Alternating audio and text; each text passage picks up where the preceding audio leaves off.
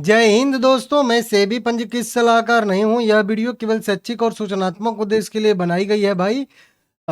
विप्रो के बायबैक में एक बड़ा डेवलपमेंट हुआ है और रिकॉर्ड डेट के बारे में बात करेंगे, इंटाइटलमेंट रेशियो के बारे में बात करेंगे, सब कुछ जानेंगे, ठीक है ना। और क्या प्राइस बायबैक का बढ़ सकता है, इस पे भी यहाँ पे हम लोग इस वीडियो में बात करेंगे, क्योंकि ये जो 250 रुपये का प्राइस कंपनी ने तय किया है बायबैक का, ये क्या बढ़ भी सकता है, घट भी सकता है या नहीं, इसका क्या रूल है उसको हम लोग समझेंगे आज, ठीक है ना। देखिए, विप्रो के बायबैक के पे बहुत सारी वीडियो बना चुका हूँ, पहले से ही बहुत सारे टॉपिक कवर कर चुका हूँ। आप लोग चाहो तो जाके देख सकते हो, प्लेलिस्ट बनाया हूँ इसी चैनल पे।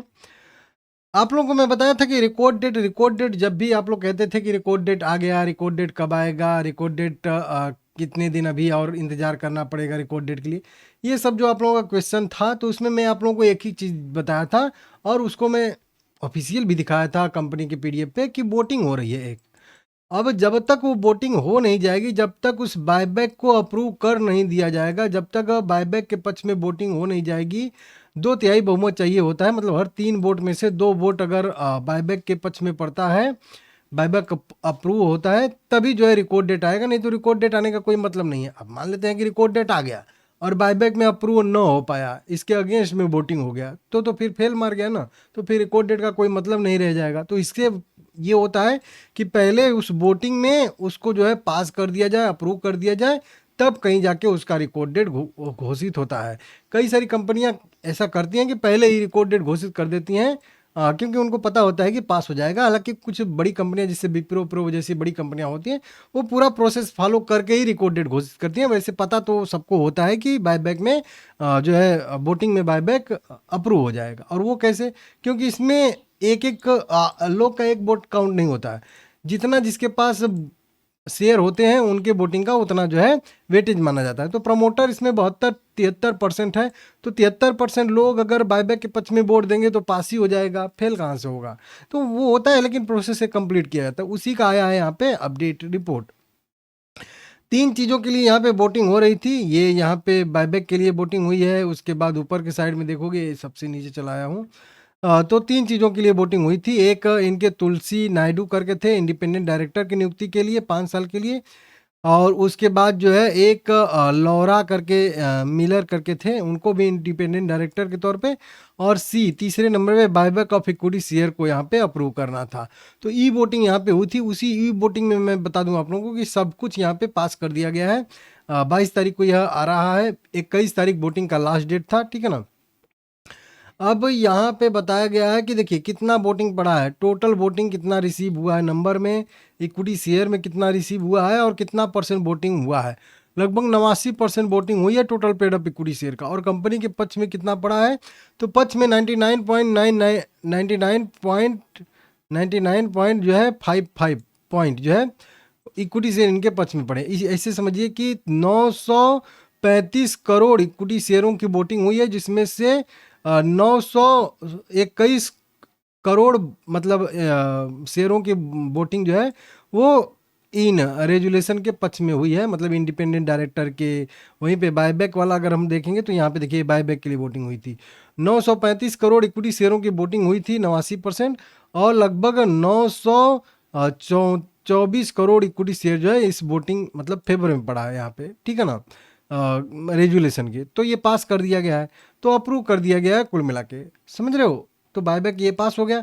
अब बायबैक पास हो गया तो इसमें मुद्दा नीचे लिखा भी गया है कि अब ये इसके बाद क्या मुद्दा होगा। तो यही मुद्दा होगा कि कंपनी का रिकॉर्ड डेट कब आएगा, कैसे आएगा, ये सब कुछ जो है इनके मैनेजमेंट की टीम जो है, या बायबैक समिति जो एक ये लोग बना के रखते हैं, उसका काम रहता है कि कब रिकॉर्ड डेट घोषित करना है। देखिए यहाँ पे अगला उद्देश्य रिकॉर्ड डेट कब आएगा, उसका मतलब ओपनिंग डेट, क्लोजिंग डेट क्या रहेगा, उसका भी मतलब चार्ज रहता है कुछ, बायबैक का भी उसमें जो है वो लोग देंगे उसका, वो सब जो है कई सारे मैटर आगे जो है यहाँ पे पेंडिंग है। अब इस पे जो है कार्य होगा बायबैक समिति से, या बोर्ड मतलब जो है उस वो डिसाइड करेगा।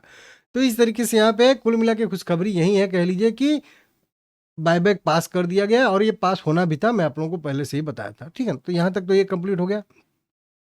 अब मेन की बायबैक का रिकॉर्ड डेट रहेगा कब, तो देखिए रिकॉर्ड डेट कब रहेगा तो ये मैं बता चुका हूँ आप लोगों को। अभी चल रहा है 22 तारीख, अभी ये हफ्ते के लास्ट तक, मतलब अभी कितना दिन बचा है इसमें, लगभग 8 दिन, ठीक है ना।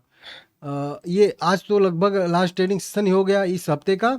तो अब अगला हफ्ता बच गया, अगले हफ्ते में कभी भी इसका रिकॉर्ड डेट घोषित हो सकता है, कभी भी इसका रिकॉर्ड डेट घोषित हो सकता है। घोषित होने का मतलब है कि उस दिन कभी भी अनाउंस होगा कि हाँ रिकॉर्ड डेट उस दिन तय किया गया। रिकॉर्ड डेट रहेगा कब, तो रिकॉर्ड डेट लगभग मेरा जो अनुमान है कि रहेगा जून के पहले हफ्ते में, या तो इसी मई में रहेगा तो बिल्कुल लास्ट में, जैसे 27, 28, 29 मई ऐसे टाइप का रहेगा।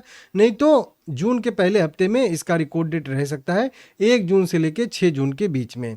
मेरा पर्सनल व्यू है और ये मैं बहुत पहले से आप लोगों को बताया हूँ। अभी भी प्रीमियम चल रहा है, 200 रुपये करेंट प्राइस अभी ट्रेड कर रहा है, 205 रुपये मान लीजिए ट्रेड कर रहा है करेंट आज का।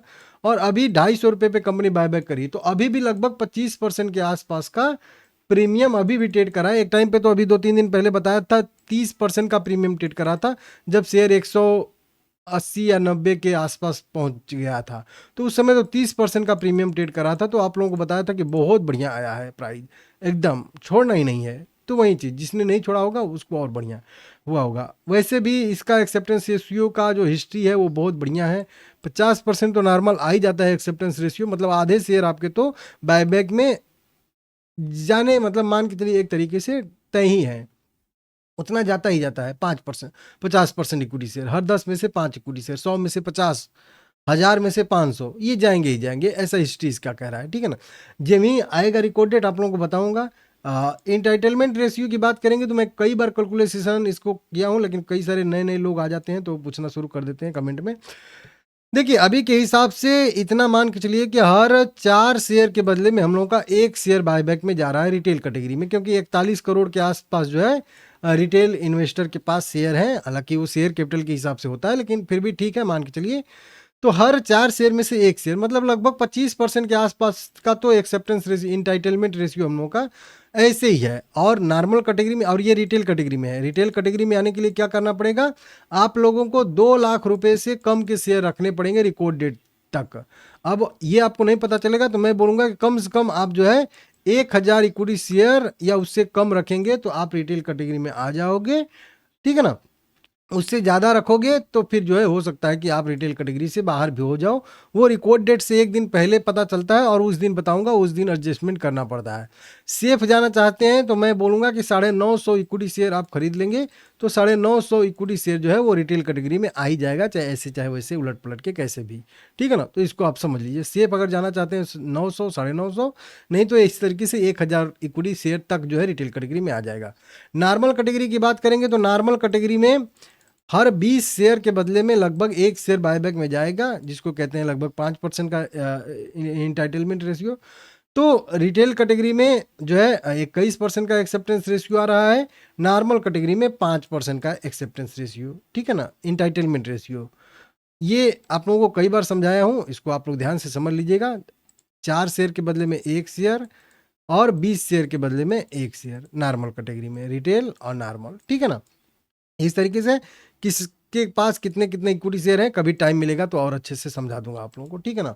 देख लीजिएगा, और भी कोई क्वेश्चन है तो कमेंट करके बताइएगा। अभी भी खरीद सकते हैं, कभी भी खरीद सकते हैं, रिकॉर्ड डेट से पहले तक जो भी खरीदेगा वो इस बायबैक में भाग ले सकता है, ठीक है ना।